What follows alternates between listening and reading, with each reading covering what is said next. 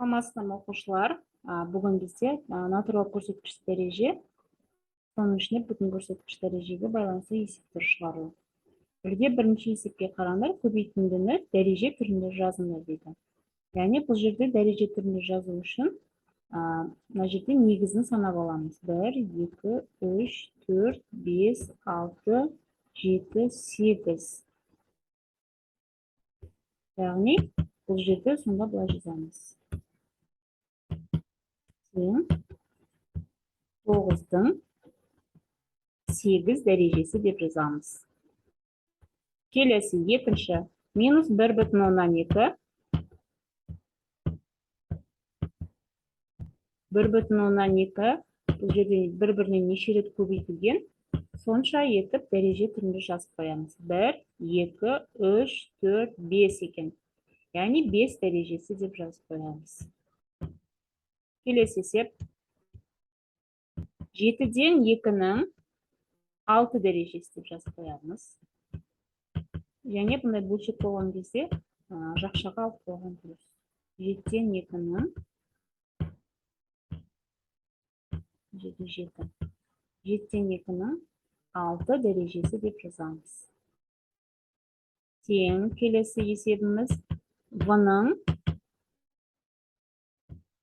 2, 4, 6, 8, 9 дәрежесі деп жазамыз. Т қосылған k-нің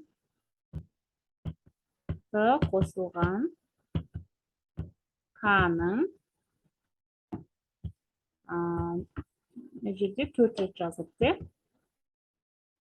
4 дәрежесі деп жазамыз. Тең астындағы 6-шы есебімізде x бөлінген y-тің 3, 6, 9 дәрежесі деп жазамыз. Жақсы ашып алайық.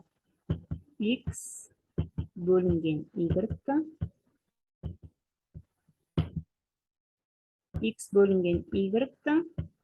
9 дәрежесі деп жазамыз. Мынау y.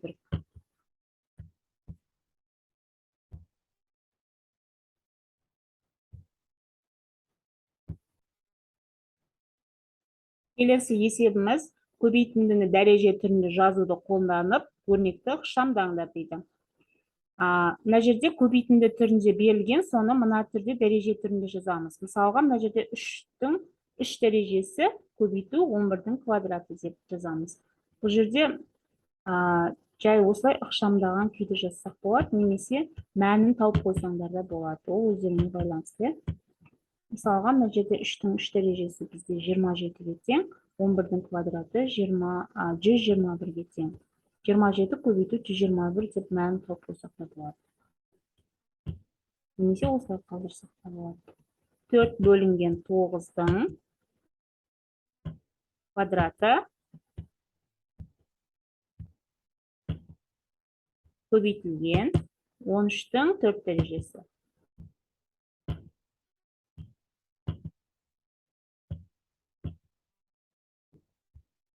Келесі есеп 1 бөлінген 7-нің 3 дәрежесі. Жақшаға жазған жақсы бұндайды. 1 бөлінген 1,7-нің 3 дәрежесі көбейтілген 1 бөлінген 6-нің 3 дәрежесі.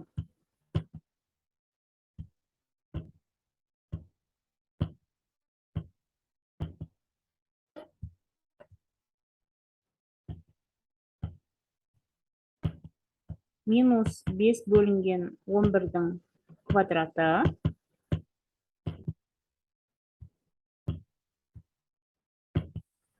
Бес бөлінген 11-дің квадраты көбейтілген 4-тің 4 санап шығамыз. Квадратына жетіп. 5 бөлінген 11-дің квадраты көбейтілген 4-тің 5 дәрежесі.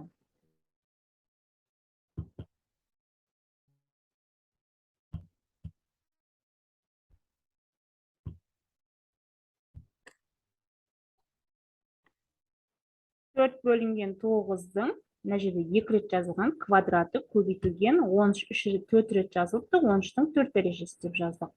Келесі 1 бөлінген 7-нің кубы, 1 бөлінген 6-ның кубы деп жазамыз. Келесі минус 5 бөлінген 11-дің квадраты көбейтілген 4-тің 5 дәрежесі.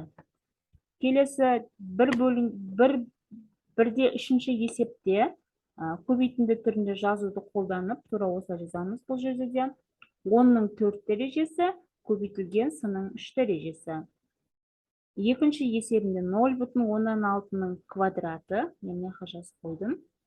0,16-ның квадраты көбейтілген d-ның 5 дәрежесі. Үшінші есебінде k-ның 4 дәрежесі көбейтілген s-тің 5 дәрежесі. Төртінші есебінде t бөлінген m-ның 3 дәрежесі көбейтілген n-ның 4 дәрежесі. Бесінші есеп 2 минус v-ның, мына жерде 4 рет жазылған екен, 2 минус v-ның 4 дәрежесі көбейтілген y-дің 6 дәрежесі болады. Сонымен балдар, бүгінгі сабағымыз соңына жетті. Назар салып тыңдағандарыңызға рахмет. Келесі кездескенше сау саламатта болыңыздар.